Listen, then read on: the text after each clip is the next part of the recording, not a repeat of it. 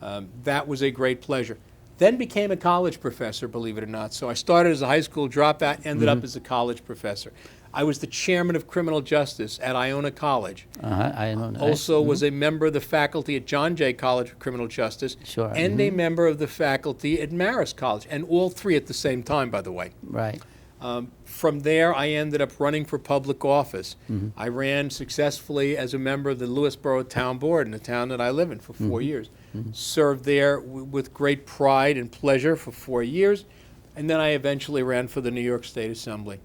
Was elected in the second most Democratic district, by the way, in Westchester County. Yes. So I got crossover votes. A lot of Democrats voted for me, even though I was a Republican. Well, which is essential for anybody nowadays Absolutely. to win anything in New York State. Absolutely. Yeah. You know, no Republican had held the seat that I was in for 18 years. And you know, when you look at the ability to capture a seat and hold a seat, Right. you've got to look at, you know, what's your track record? You know, what have you proven that you can do? And I took a seat that a Republican hadn't held after it was, you know, redrawn the lines, you know, and gerrymandered for 18 years.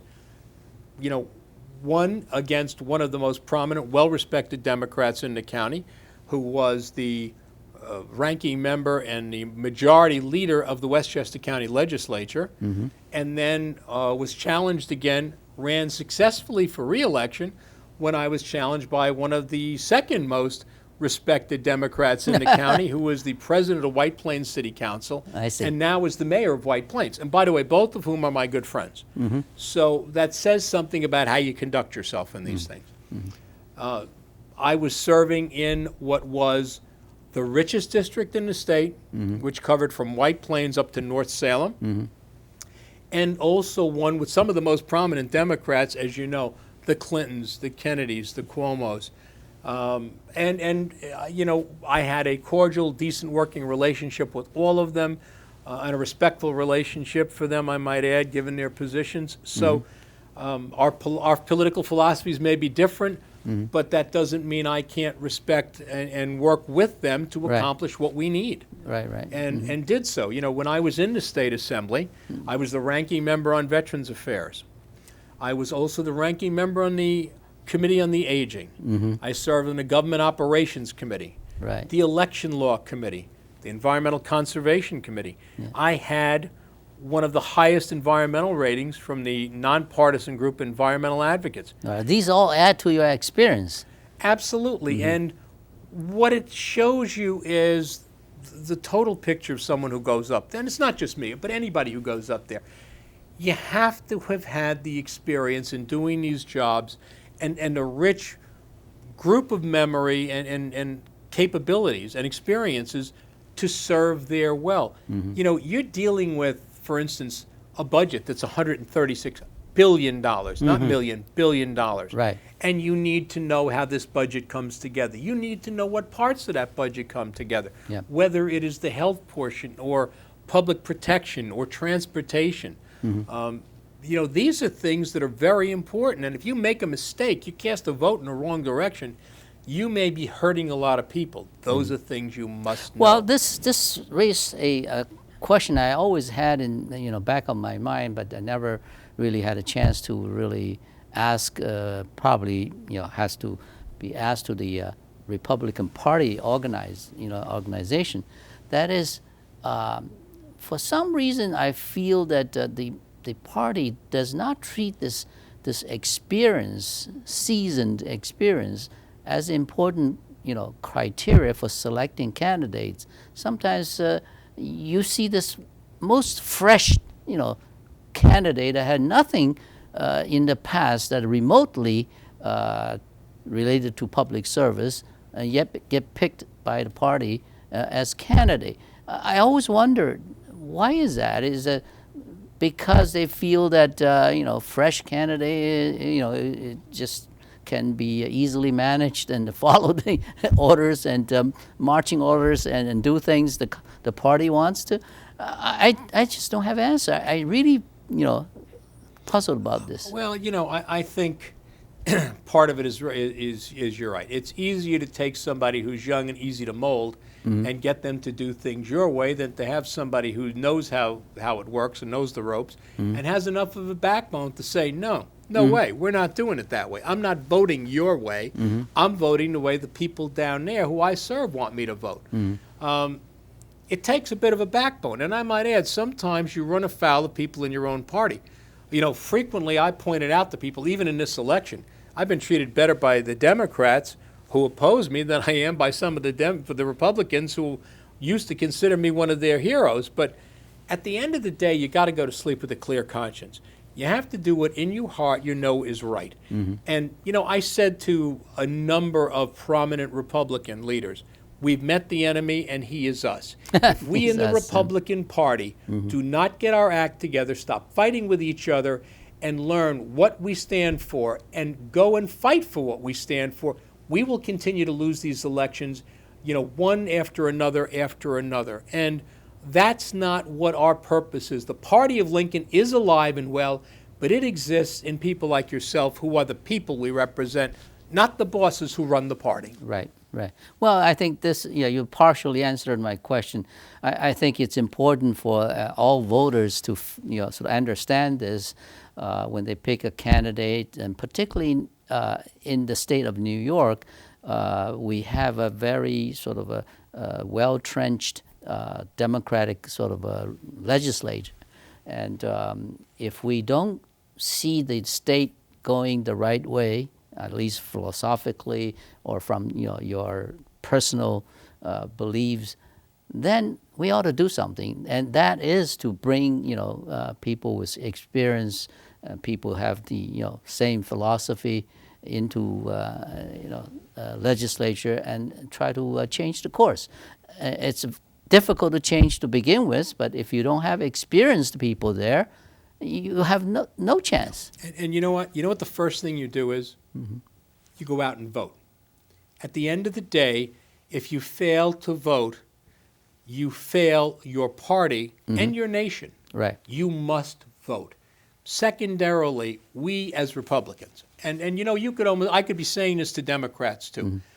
If we want our nation to be preserved and the things that we respect, whether you're a Republican or a Democrat, by the way, right, you have to be involved with your party, support your philosophy, support your candidates, both financially and every other way, volunteer for them, and get out there and help.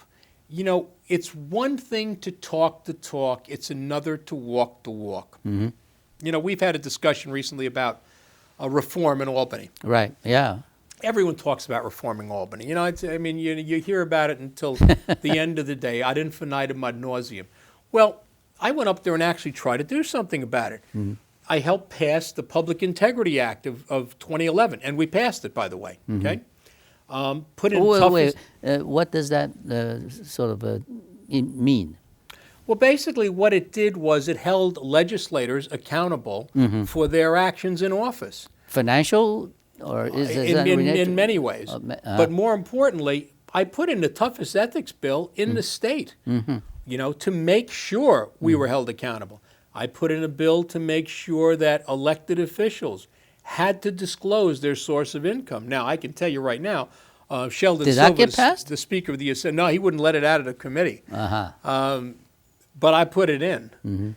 I put in a bill for term limits.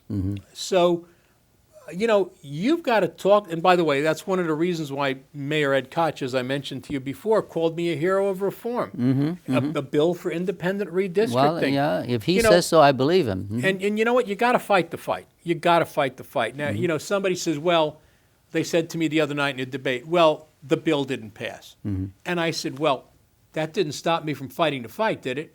It's one thing to say you want to do it. It's quite another to go up and try. And you know what? If I get back up there, and I hope I do, and I'd like to think I will, I'm going to fight that fight again. And I'm going to try again. And I'm going to put those bills in again. And I'm not afraid of the party leadership.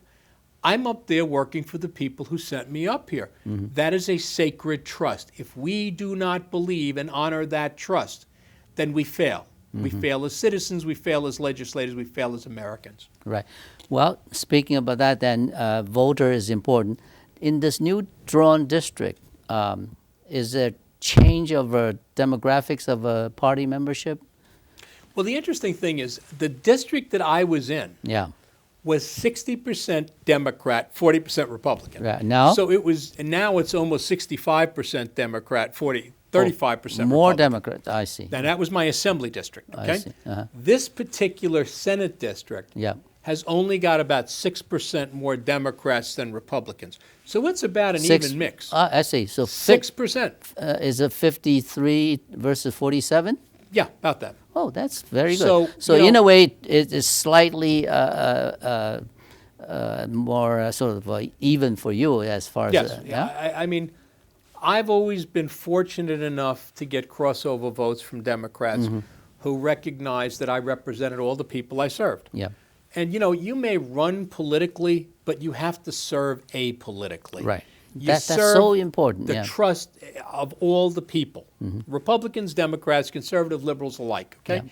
You are their senator. Right. And their senator is not their Republican senator, it's their senator.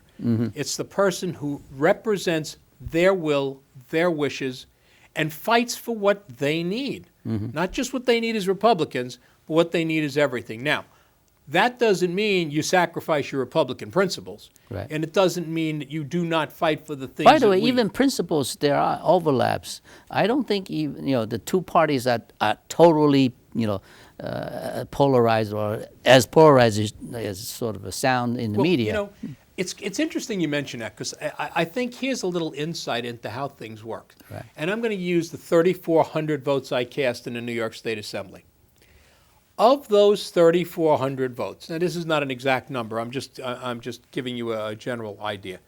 Of those 3,400 votes, almost 3,000 of the 34 were voted by all the Democrats and all the Republicans alike. There's a The common same ground. way. Yeah. Exactly. Because a good idea is a good idea. Right. It's not a good Republican idea or a good Democrat. It's a good idea. Right. And by the way, a bad idea is a bad idea. Right.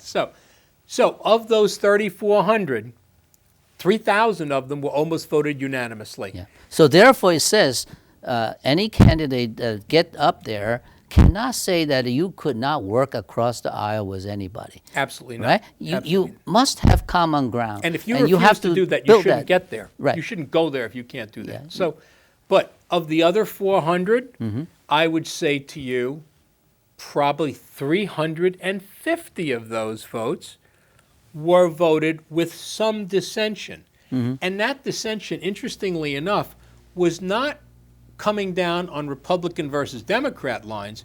They were regional lines. For instance, the conference from New York City voted for what was in the best interest of New York City. Right. That's true. Yeah. One of the farm regions in the North Country might vote for what was in the best interest of the North Country Farm District. And by the way, the Republicans and Democrats from those They areas all behave voted the same way, yeah. Okay? Of the last 50, now think about it, 50 out of maybe 3,500 or 3,400, 50 of them may have come down where every Republican and every Democrat voted That's way the real party did. hardcore. Those were the philosophical ones. All hardcore the issues. Republicans voted one way, all the Democrats voted the other way. Right.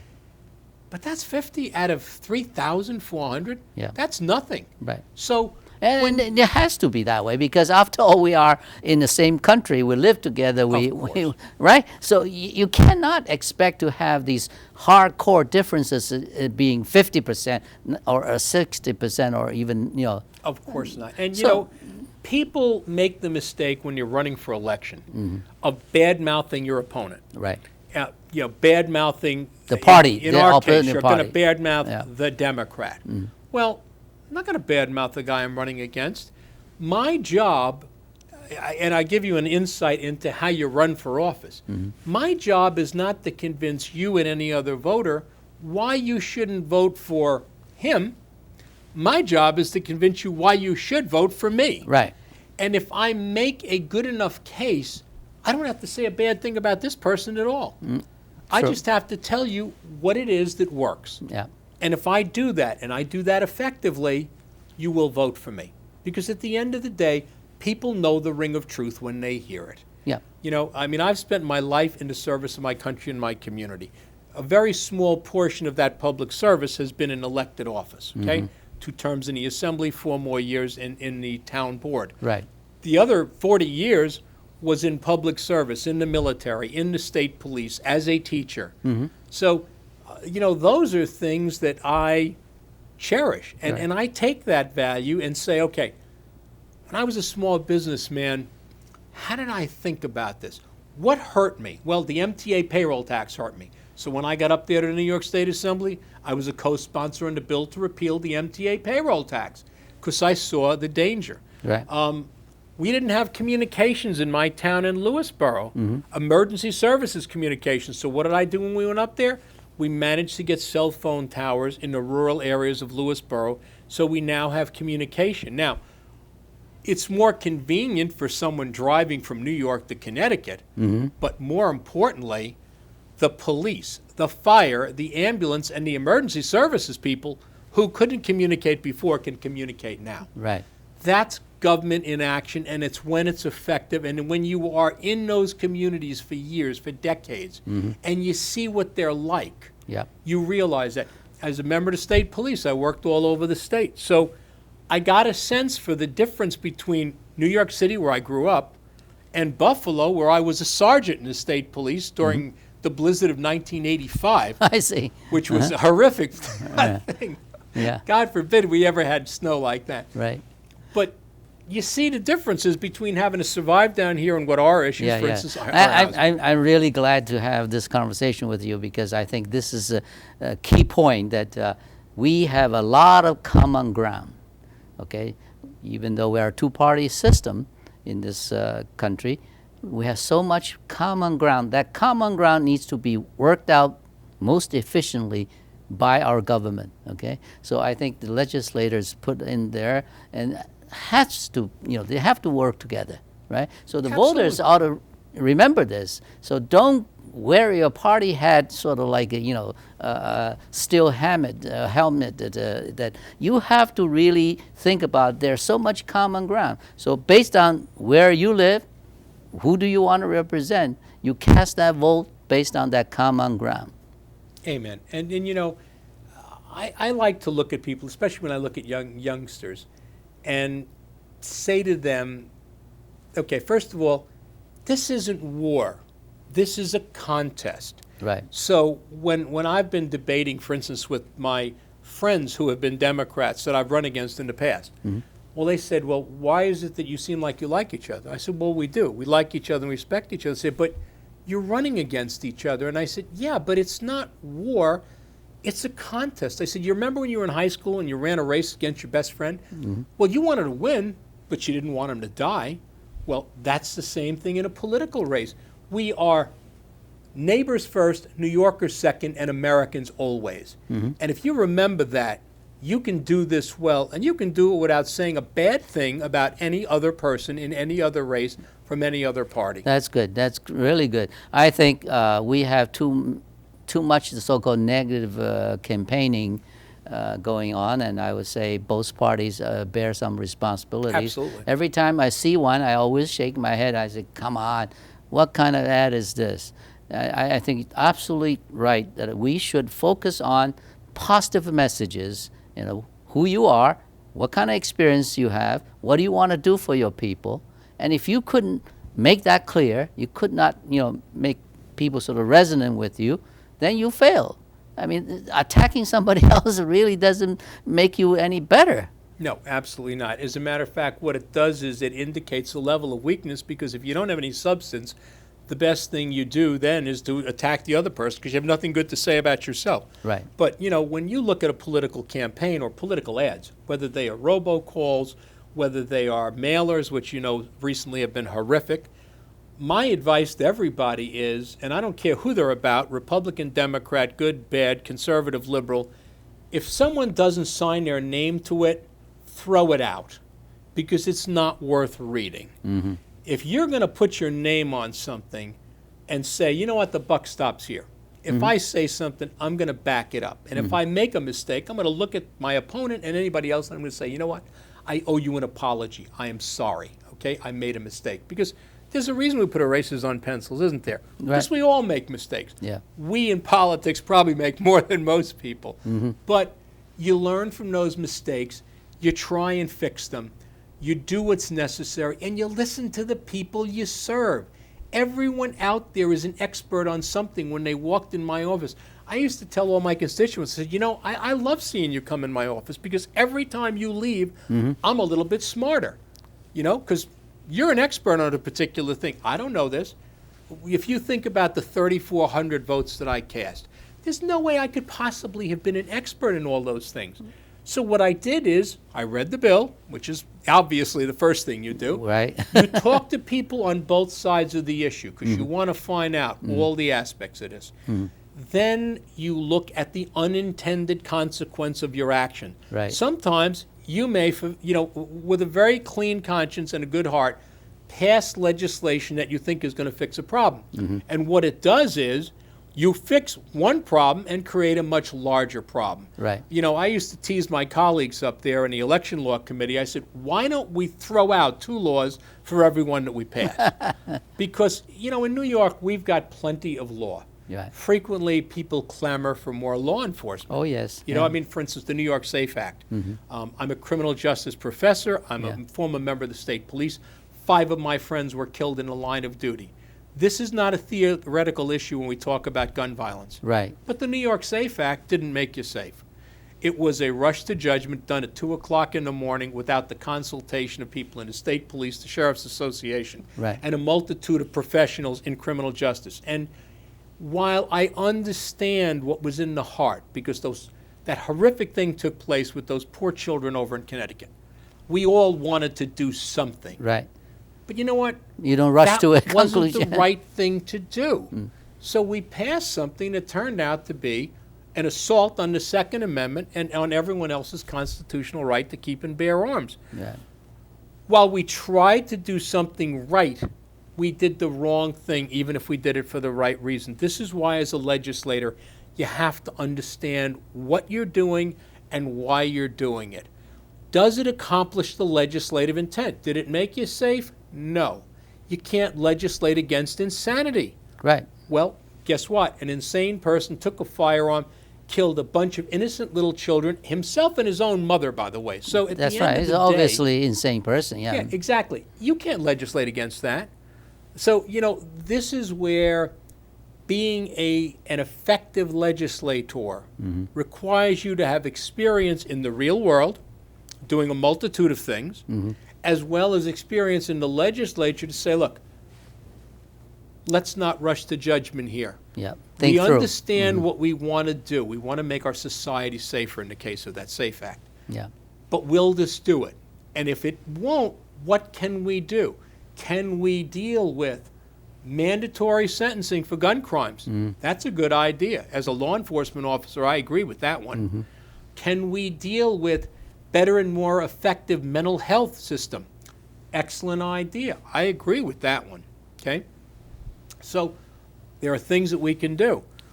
They're Right. not always what everyone thinks they ought to be, but this is where you bring the professionals in. Right. This is where I think this legislators must be sort of accountable. And how do Exactly. you vote? How do you develop bills and so on? I think a lot of times our political system spends so much money on advertising and sort of negative campaigning. I would rather see that they really focus on people's voting records, track records, in order to bring sort of the true color out to the voters.